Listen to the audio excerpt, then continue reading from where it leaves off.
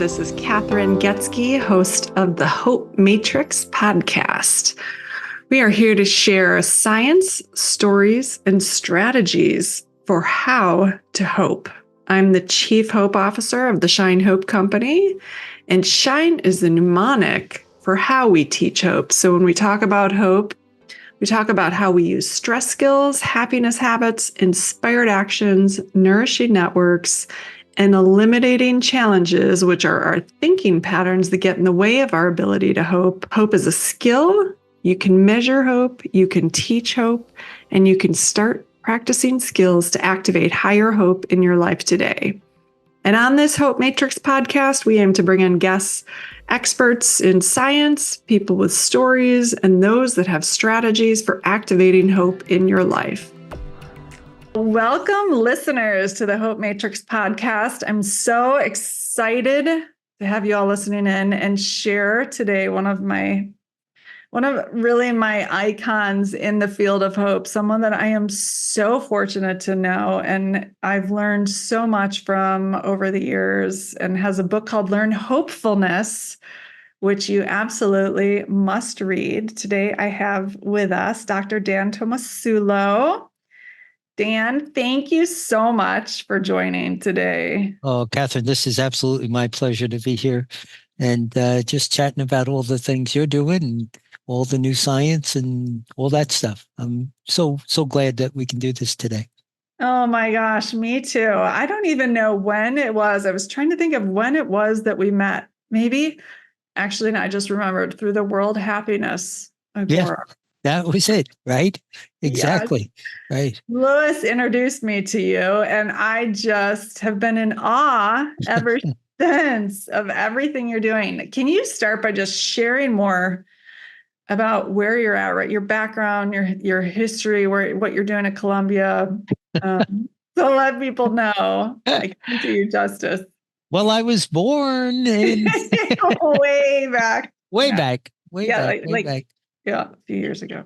I guess maybe that's the turning point stuff. I was a regular old psychologist doing my thing, but I was a trauma person, and just was teaching and researching and writing and doing that kind of stuff, and mostly focused around trauma and then working with different groups. But then I went through a pretty rough time and had my own trauma, and that was really the beginning of trying to seek out something better and different to work. It's like, geez, these tools aren't working at all. They're okay, and there's, experts that talk about, trauma work, but really, I had access to everything that should have worked, and nothing was working. And a friend of mine was getting into positive psychology, and we just went to the first International Positive Psychology Association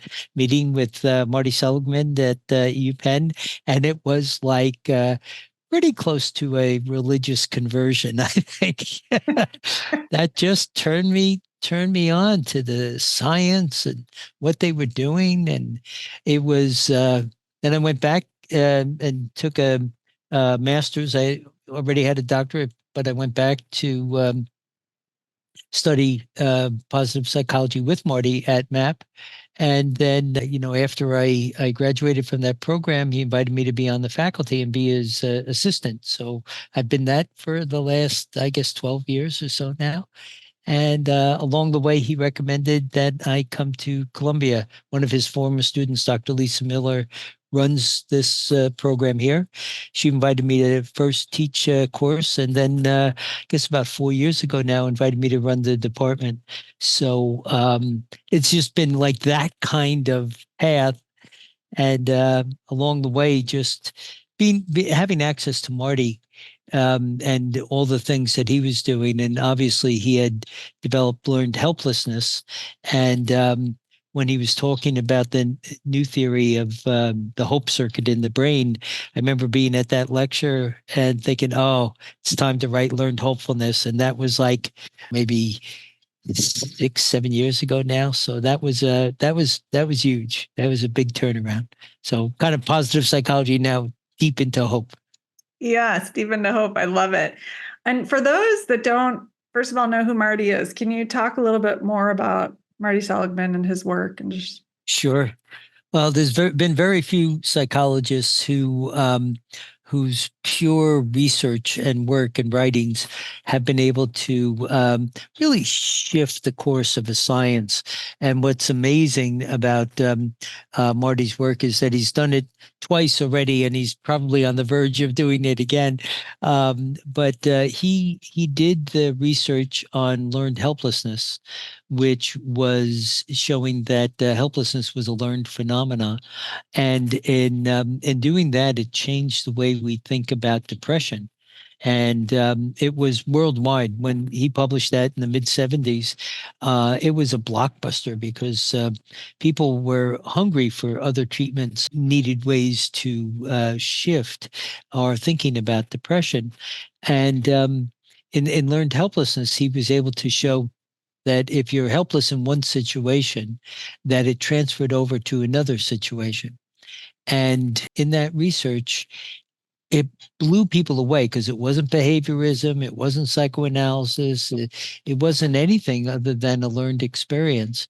But 50 years down the road, he was able to come back and show that he and Steve Mayer had done some other research that said we got it wrong, that there was uh, a circuit in the brain that if you're under a lot of adverse conditions, your brain just shuts down.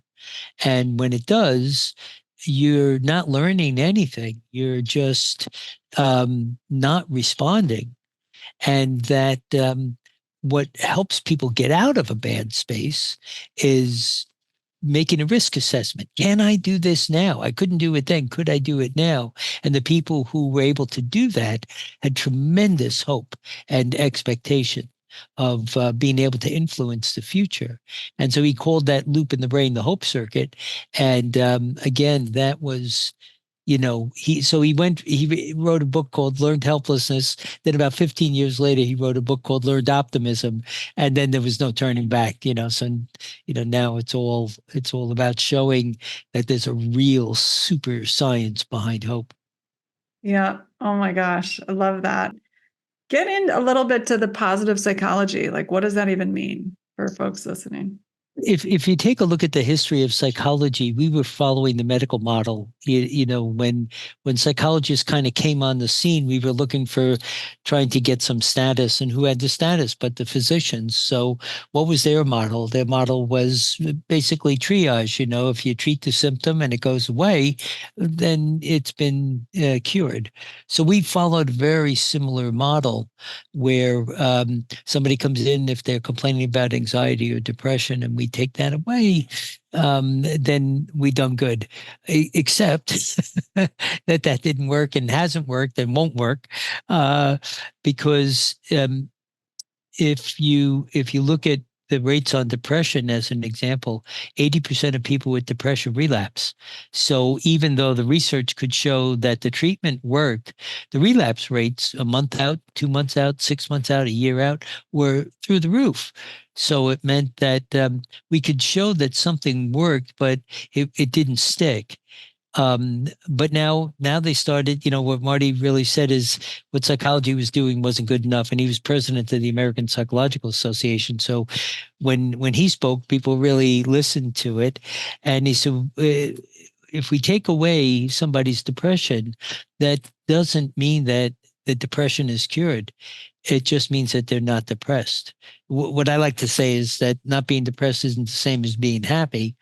And so they started to investigate things like love and joy and pride and all of these things that we know you need different tools to amplify them rather than the tools that we had, which was to sort of dampen down and cut back on the symptoms. Yeah. Yeah, got it. And so that led you down that path. Yeah. Well, when I got pretty depressed, I couldn't get the flashbacks or the things out of my head. And it was, you don't want to be around a depressed psychologist. So I was really hungry for something that would work. And I remember listening to Barbara Fredrickson at that first conference. And she's the person who's done all the research on positive emotions and what she calls broaden and build. And I was like, oh my gosh, if she's right, psychology's on the verge of a new dawn, because increasing a positive emotion is is a different approach and a way of thinking than just decreasing a negative emotion. And she had a lot of good research to show that if you can do that, it has a life of its own. It'll build upon itself. And then, within that, hope is like such a special emotion. It's the only emotion that requires negativity or uncertainty to be activated. And because of that, if you invest a little bit in hope, it means we've got the raw material. We know there's a lot of things that make us uncertain or negative, but we need something that's going to transform. And if we have just a little spark to try something, and that little something pays off, that payoff feeds that upward, what Barbara called an upward spiral of continuously engaging, and that's what gives us a lot of energetic work behind the transformation of hope. It's like now we have the energy to invest in making the changes in the future. Yeah.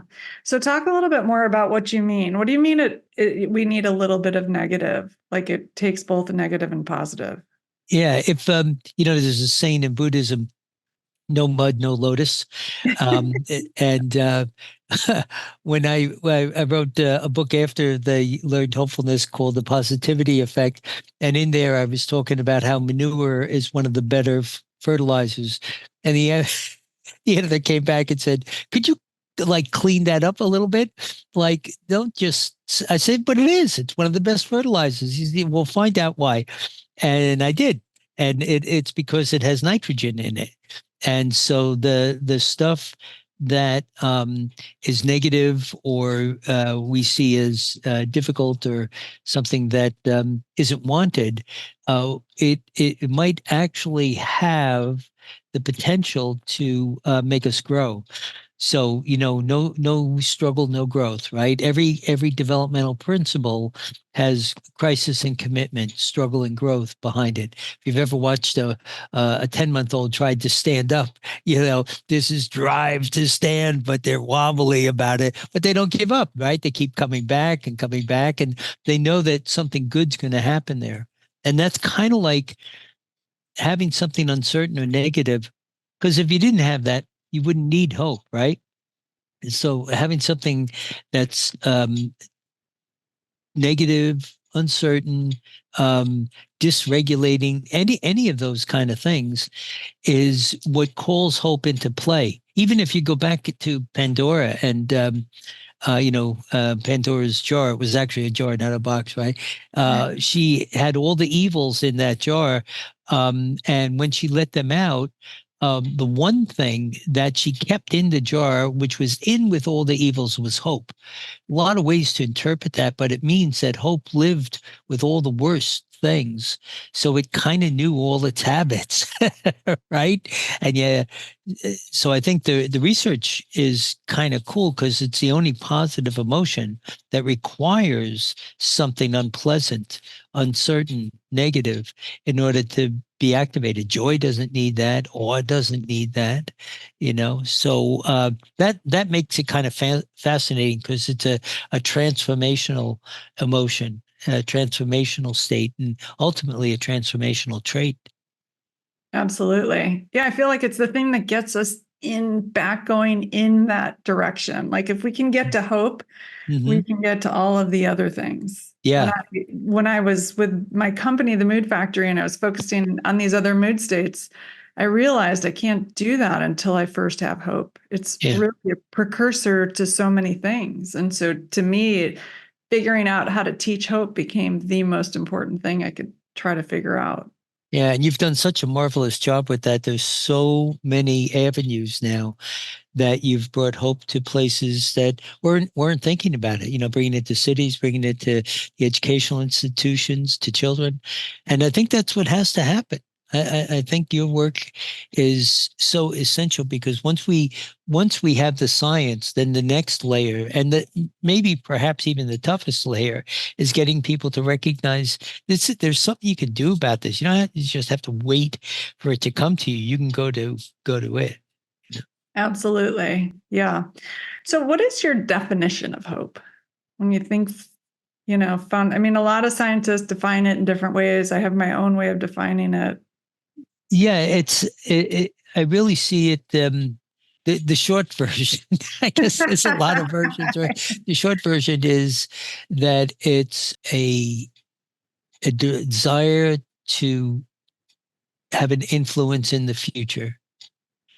And with that, a sense of empowerment that you can make that happen. So it's more than just a desire. It's that sense that I can make something happen in the future. There's a saying that goes in the hope circles, right? Tomorrow is going to be better is different than saying, what can I do to make tomorrow better? The first one is optimism. The second one is hope. And so it makes that powerful distinction between, just wishing for it and then doing something about it. So it's an emotion that carries empowerment with it. Absolutely. Yeah, for sure. I think something that you brought up too that's super important, and our kids are struggling so much right now with so much despair, and they're kind of getting swallowed in their despair and sense of hopelessness. Mm-hmm. And if we can teach them how to take that despair and channel that despair for their purpose and passion and why they're here and what they're supposed to be doing, I mean, I see that to be so powerful. Yeah. And, Yeah. and really change things as opposed to getting stuck in that sense of helplessness and powerlessness and despair that accompanies the hopelessness. And I think that's the power of hope, and that's the power of our kids feeling so much these days, but really like learning how to transfer those feelings into action, and that action component of hope, Yeah. which so many people don't even think about when they think about hope, but that self-efficacy and that goal setting and that goal direction and future orientation. But the fact that we have to take steps to get to what we want, it doesn't just happen. Yeah. It's so interesting, right? When you talk about it that way. I mean, it's the first law of thermodynamics, right? That energy isn't created or destroyed, it's transformed, right? So if you just keep that idea that negative emotions are a type of energy and positive emotions are a type of energy, the work really becomes how do you transform something that's potentially a negative source of energy into something positive. And the things that are sort of natural that come to my mind are things like the sun or wind or water. If you look at the sun, wind, and water, right, you have the sun causes cancer, wind causes tornadoes, and water can cause floods. They can be this horribly destructive force, right? But when they're harnessed properly, the same sun can provide solar energy.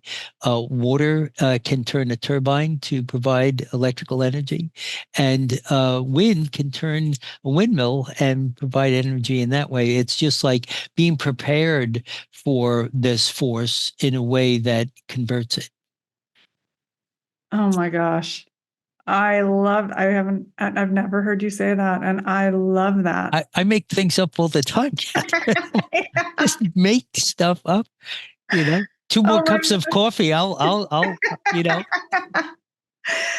You're so brilliant. I love talking to you. Every yeah, time I talk to you, I just see things in a new way or I learn something new. But I think about that with our kids. I mean, think of all the energy they have and all the energy right now that they're using to destroy things. And I think if they could use all of that energy, harness all of that energy into transformation in the world, into, positive change, yeah. how, you know, I think we need also exemplars and stories, because the research is a strong component.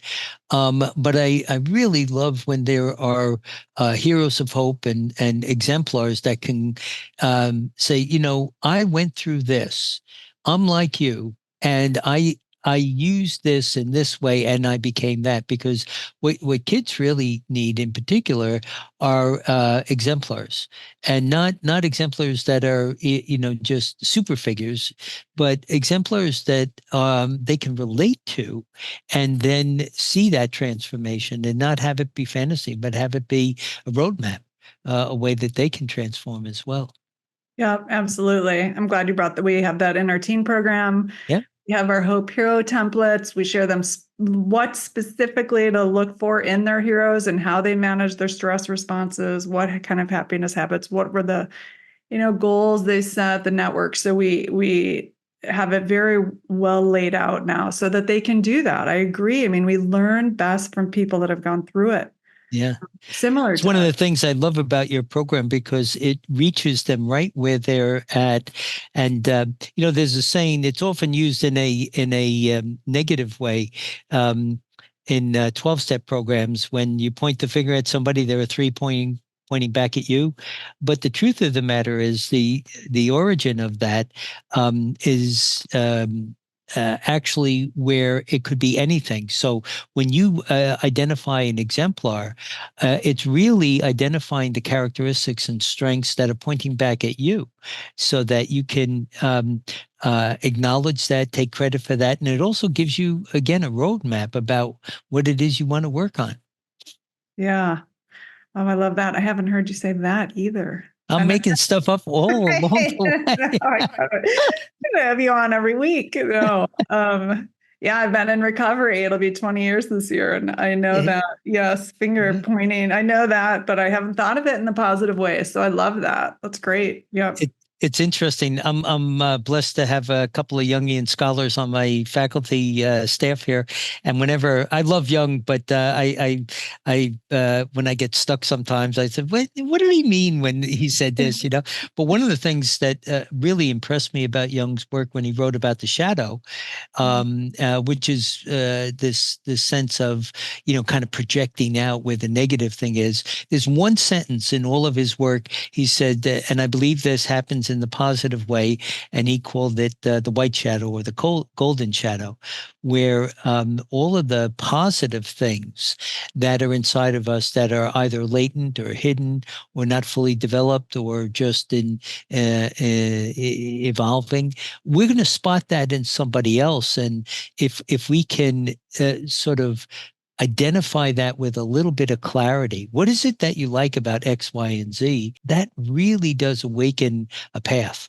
You say, oh, I want more of that. And I'm at this level. What do I got to do to get at that level? Yeah, I love that. Yeah, it's beautiful. I have to ask you about your class now at Columbia. You are teaching a class on hope, which I just love.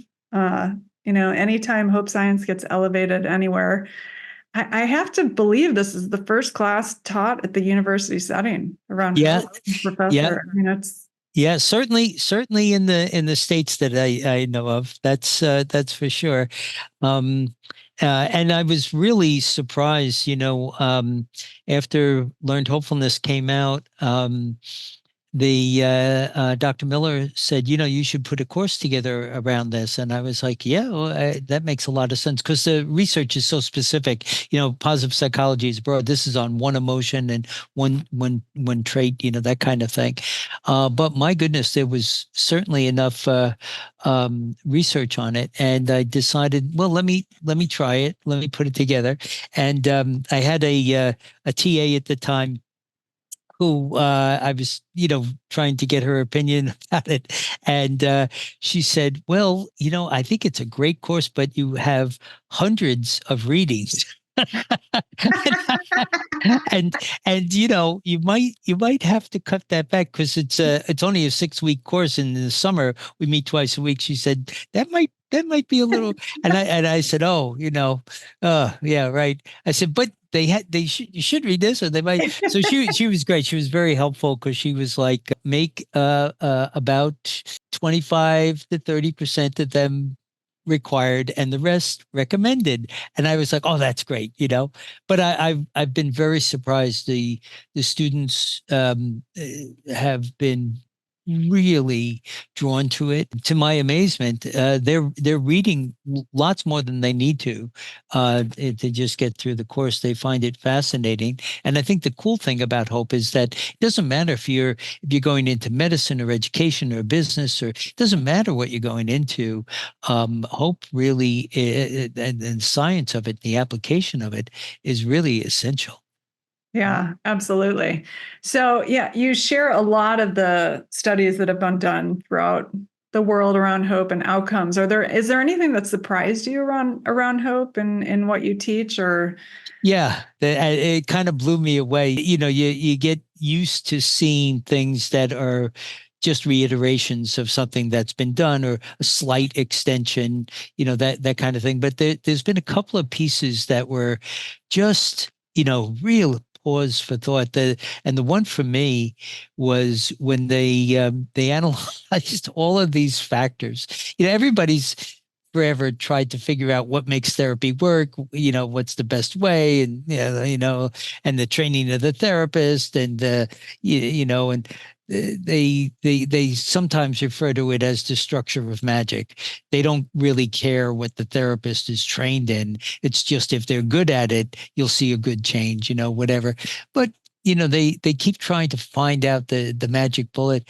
Well, this particular piece of research said that it was the hope the therapist had for the patient Mm, that was the most important thing. And I have to tell you, it still chokes me up right. now that when you realize that that was stronger than the person's own hope for themselves in Mm, therapy, like their own recovery, their own. It was the the the therapist's hope for them, and it was like, oh my goodness! And I had never been taught that. I had never been exposed to that before, but we've certainly folded that into the class now. To if you're working with somebody that you don't feel that sense of hope for, that's a person you want to refer to somebody else because it doesn't mean that they're hopeless. It means they need somebody else seeing them through a different lens. But that really blew my mind. That was very powerful. Wow. And I would guess that applies to everything. I mean, Well, that's it. Yeah, bosses, like if that's your boss doesn't believe in you, you're probably not going to perform well. If your doctor doesn't believe in your outcomes, you're yep, probably not going to recover. I mean, yep. so many things. And to me, then why leaders need to really be understanding these skills and teaching and understanding the importance of this. When you realize the implication, I couldn't agree more. That's the right extrapolation because that's just where I went with it. It's like, oh my God, if it's that important in this relationship, how much more important might that, and think about that for parenting, think about that for education, think about that for medicine, think about that for, it just goes on and on and on and on, and so finding ways to cultivate hope and self-compassion for you if you're in that leadership position, and then being able to extend that genuinely to somebody else, is also important. Yeah, absolutely. And in our work with young kids, we're finding 50% of kids don't have a trusted adult or someone that believes in them or someone they can talk to. And you think about that. How is the kid going to be hopeful if no, they don't have that guidance of an adult? And Yeah. was talking to Scarlett Lewis, and she lost her son Jesse in school shooting. And Oof. how are we going to fix that unless we cultivate a society where we have belief in our children of a better future for them and every single child? Why it's so important in the work we're doing. And to me, that piece of research right there just shows how Yeah. very important it is. There's a famous Swiss psychoanalyst by the name of Alice Miller who wrote a really beautiful book. back in the day called Drama of the Gifted Child. That's what she became known for. But what she did after that was uh, just another piece of work that was so fascinating. And I actually built one of my exercises around her findings because she did what's called the psychological autopsy of Hitler and Picasso. And what she did is showed that their lives were almost identical in terms of how they found art and their growth and their development and their family background. And so they were identical in as many different ways as you could identify, with one major exception. And that was that Picasso, I believe it was an ant. Um, it's been a long time since I spoke about this, but I believe he had an aunt that she called a benevolent witness. That the aunt really couldn't do much to help him, but she saw him and could really see his potential. And in the ways that she could, sort of nurtured that and kind of let him know that. And she pointed to this benevolent witness as the criteria that made the difference. That if somebody can see you for who you are and what your value is and your worth is and your potential, that's going to make the difference. And so I have an exercise where you get in touch with your benevolent witness, whoever that was or may be. I love that. Yeah, that's wonderful. And in our college course, we have because you're in our college course, as you know, Yeah. we have a course for students really to work to activate hope in these students. And we just published a paper on it. So that's very exciting that we're able to show that going through this course did increase these students' levels of hope. But we have them do your gratitude exercise as Yeah. part of it, which I really love. And I use that in the workplace now too. Yeah. And we reference out to your book, but looking at your day yesterday, just writing about your day. So taking some time to do that, spending a Right. few minutes and just writing about it. Yeah. And Yeah. then, the transformative power of then taking that same day Yeah. and looking at it through the lens of gratitude. And without fail, every time everyone's day is, Yeah. Yeah. Yeah. 99% of the people say their day is totally different. And, Right. you Right. know, that very simple practice and gratitude is something we can take for granted or don't understand really the significance of it. Yeah. Yet going through that practice really helps kind of illustrate that. Going back, William James was the one who said, my experience is what I agree to attend to. And so if we think about yesterday and you say, how was yesterday? And it's like, all the crummy things that we had to manage yesterday kind of eclipse it. We're kind of drawn to the negative but if you go back through that time and pick out three things that you have gratitude for, well, this is William James, right? This is like my experience is what I agree to attend to. If I attend to all the crummy things that happen, that's what my experience is going to be. But if I go back and I celebrate and highlight and amplify and savor the good things, well, now my experience changes. Not because I've distorted the past. It's that I've made a choice about how I'm going to view it. Yeah. Yeah. And we have a choice. Yeah. You Yeah. know, Yeah. Yeah. we Yeah. don't realize that, but it's super important to be very intentional, really about Right. all of our choices. So, yeah. I just not to bring in all the details, but before all this, you and I were talking, and you very naturally were talking about something that had happened, and that it could have been seen as a negative, but you said, "But here's what I learned from it. Here's what I'm doing about it. And isn't that like the essence of what we're talking about? It's like it's not what happens; it's how you interpret what happens, right? Absolutely. Yes. And how long it takes us to see it as a gift, as opposed Yes. to, a painful experience that, we want to change Yeah. Yeah. absolutely. Yeah. Yeah. So important. Yeah. So tell us now about your new course that's out. I know it's been many years in the making. Yeah. fight it. Yeah.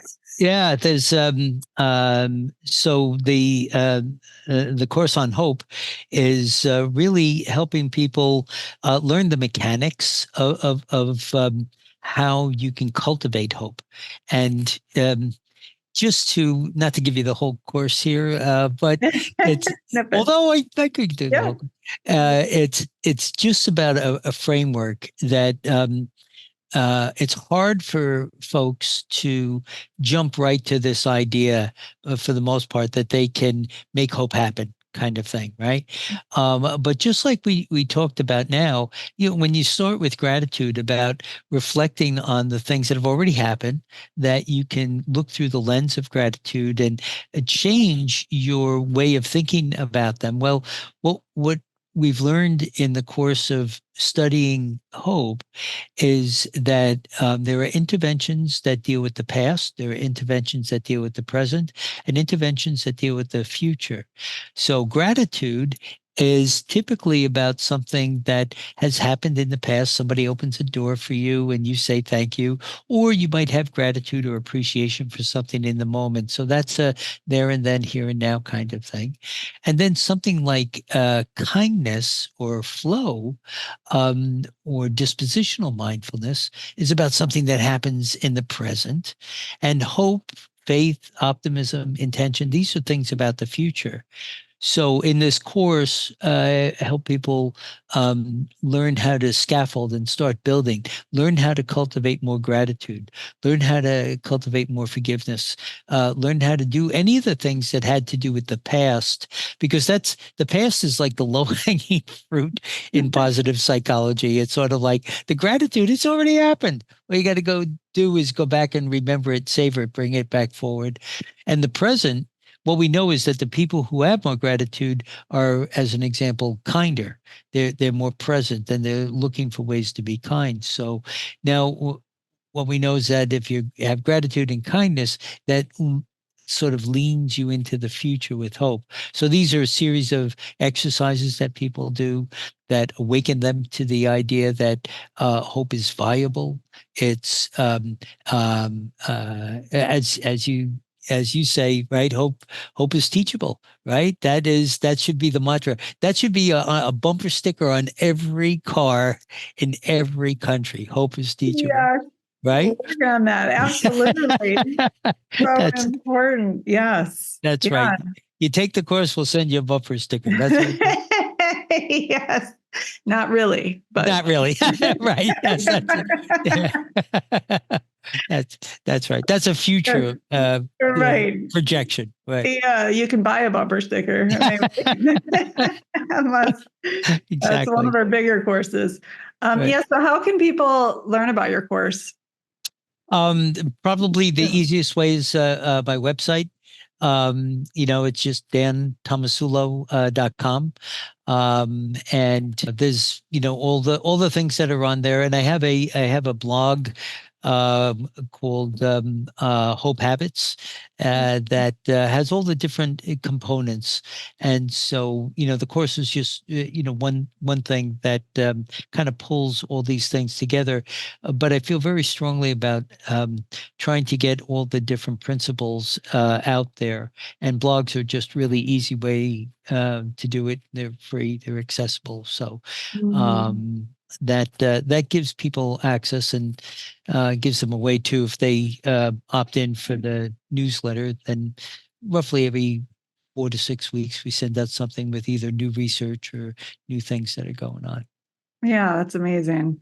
And I love the field of hope and the hope experts. And I think we all agree that, hope is a skill that must be practiced and learned. And I love that, even with you teaching hope, you agreed to participate in our college course that we teach around hope, and that you share so freely all of your wisdom on hope and the skills of what we know works with teaching hope. It's so important, especially in these times, that we collaborate Yeah. in Oh, space and in the so many challenges, and yet this is a skill that can be taught. I look at the news, really taps into our negative bias and yeah.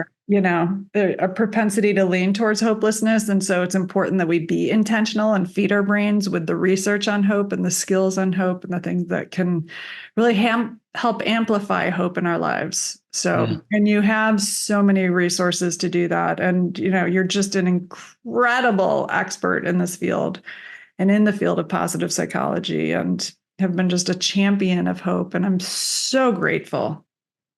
Well, right back at you. That's what makes the partnership so valuable, because like I said, it's one thing to have the research or the literature or the writing, but it's another thing to bring it to life in the places where it's needed. And that's certainly what you and your company does. Thank you. Is there anything else you want to cover while we're chatting to share? As difficult as the news is with the world, I am amazingly hopeful because there's a lot of points of light. I think one of the things that has made this exciting has been finding people like you, other experts that are doing, incredibly cool work and coming at it from a different angle, and then being able to teach it to the next generation of students that really want to know this. They're determined to take in this knowledge and then apply it. So that's the other thing, is that there's real reason for hope. It's not just this pie in the sky kind of thing. There's a movement that gets activated when there's despair and disagreement and conflict in the world. And that movement is a very hopeful one. Yeah, absolutely. I know. I always think if we can take the teens take their energy of angst and channel it into positive change and transformation for the world, we're going to see a much healthier, collaborative, compassionate, kind, caring, loving place. So that brings me great hope, really. Well, right here. We're on the same wavelength with that. Yes. Well, listeners, check out Dr. Dan Tomasulo. It's Tomasulo. And we will also put the link. But he has The Positivity Effect is his latest book. So good. Really incredible. He's a pioneer in the hope space. We're so fortunate to have him. I'm so grateful for his mentorship and his just willingness to collaborate and share and innovate. And he has taught me so much about hope. So check out his work and start, practicing these skills in your life today. Thanks a lot for being here, and thanks for listening. My pleasure. So thank you all for listening in to the Hope Matrix podcast. We want to shine a light that hope is teachable, hope is measurable and teachable, and provide you with actionable insights for how you can start activating hope in your life today, and provide a framework so you can start talking about hope with other people and practice these skills together, because we are better with hope. Please feel free to check out theshinehopecompany.com, where we list all of our resources around how to hope. We have a lot of free programs for how to hope, including the 5-day challenge, our hope infographic with a lot of skills that showcase how to hope, and articles of how to incorporate hope into your life. We have the Hope Beat Weekly, which is a weekly newsletter that shares strategies for hope. We have a My Hope Story template, so you can write your own hope story today. Also, My Hope Hero, so we can share what our heroes are doing to activate hope in their lives. And this is especially good with youth, so they can start looking up to people that have overcome similar challenges to them and seeing how these heroes use the Shine Hope framework. We have a Hopeful Minds for Teens program, a Hopeful Minds overview, educator guides. We have a new evidence-based college course, so you can activate hope on the college campus. There are programs in the workplace, overview courses, 90-minute courses for learning the what, why, and how to hope. What I want you to know about hope is it's a skill. You've got to practice these skills to become hopeful. It's easy to fall into despair and helplessness when we deal with challenges in life, and it takes intentional work and practice to get to hope. And yet it is always possible. So no matter what life brings, keep shining hope. Thanks so much for listening in. Have an awesome day. And of course, I've got to add that this program is designed to assist you in learning about hope. should not be used for medical advice, counseling, or other health-related services. I, Fred, the Shine Hope Company, and myself, Kathryn Goetzke, do not endorse or provide any medical advice, diagnosis, or treatment. I am not a medical doctor. The information provided here should not be used for the diagnosis or treatment of any medical condition and cannot be substituted for the advice of physicians, licensed professionals, or therapists who are familiar with your specific situation. Consult a licensed medical profession or call 911 if you are in need of immediate assistance. And be sure to know the crisis hotline, 988, if you are in need of support. Thanks a bunch for listening. Take good care of yourself and keep shining hope.